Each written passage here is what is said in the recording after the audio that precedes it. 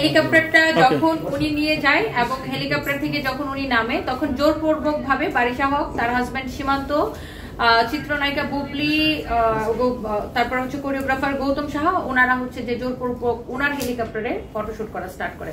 যখন উনি এটা নিয়ে কমপ্লেন করে যে এটা তো আমি 3 আওয়ার্সের জন্য এখানে রেন্ট করে নিয়ে আসছি, কারণ আমি এর মধ্যে একটু অ্যাড করে নিই, উনি কিন্তু একজন ইন্টারন্যাশনাল ডিজাইনার অ্যান্ড ইউরোপ আমেরিকাতে যে ধরনের গাউনগুলো চলে আপনারা জানেন যে ওয়েস্টার্ন গাউনগুলো উনি বাংলাদেশ থেকে প্রোডাকশন করে উনি ইউরোপের মার্কেটে সেল করেন।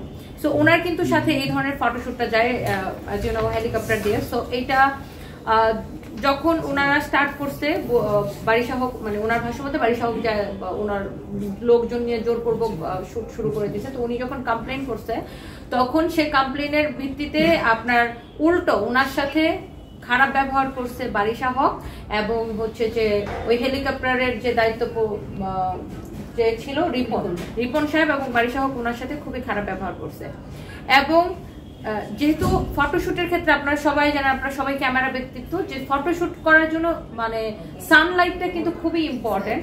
তো ওনাকে এমন সময় ওরা শুট করে হেলিকপ্টারটা দিছে যেটা 4টার পরে, তখন ওনার অলরেডি মানে কি ডে লাইট চলে যাচ্ছে, মানে কমে যাচ্ছে। তো উনি ঠিক মতো উনিও তো একটা সেট আপ নিয়ে গেছে, 3 ধরনের থিমে উনি ওইভাবে ফটোশুটটা করবে। তো উনি ওনার ফটোশুটটা প্রপারলি করতে পারে না, ডে লাইট চলে যায় এবং তারা হচ্ছে 5:30 এবং হেলিকপ্টার নিয়ে রিটার্ন চলে যায়। এবং পরবর্তীতে ইনি জানতে পারে যে এই হেলিকপ্টার কোম্পানির ব্র্যান্ড অ্যাম্বাসেডর হচ্ছে বারিশা হক এবং তার স্বামী সীমান্ত হচ্ছে যে ওই হেলিকপ্টারের একজন ডিরেক্টর।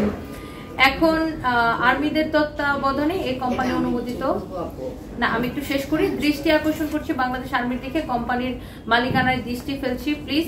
এরপর 10 ফেব্রুয়ারি বারিশ আমাদের পরিচিত একজনকে দিয়ে আমাকে ফোন দেয় এবং 11 তারিখ একসাথে বসে ব্যাপারটা সমাধানের কথা বলে, যাতে আমি কারো কাছে না যাই।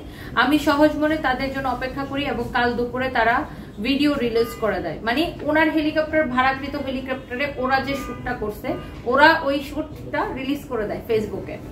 এবং অ্যাজ ইউজুয়াল হেলিকপ্টার কোম্পানির ম্যানেজিং ডিরেক্টরের সাথে আমার শুটের আইডিয়া শেয়ার করা হয় হেলিকপ্টারের রং নিয়ে, কিন্তু তারা নিজেরাই সেই আইডিয়া ক্রিয়েট করে আমার থিমে ওই সময়টা, মানে ওনার কনসেপ্টটা, উনি যে ধরেন উনি যেহেতু একটা ইন্টারন্যাশনাল ফটোশুট করাচ্ছে, ওনার ওই কনসেপ্টটাকে ওরা কপি করে সেম কনসেপ্টে হচ্ছে যে এই জোরপূর্বক ওই হেলিকপ্টার হচ্ছে ফটোশুটটা করায় ফেলে, যেটা কিনা একটা আইনত দণ্ডনীয় অপরাধ, কনসেপ্ট চুরি করা।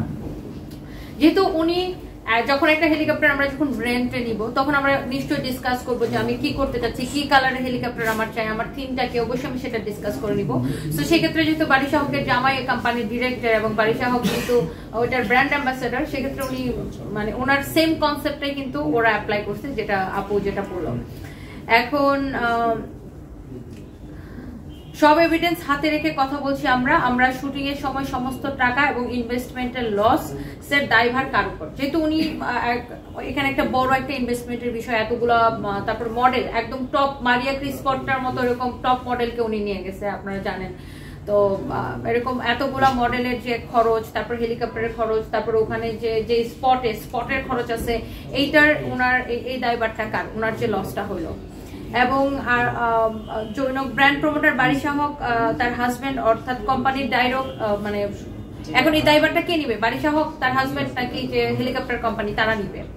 এখন এটা হচ্ছে পুরো মিডিয়ার দৃষ্টি আকর্ষণ করছে উনি। আর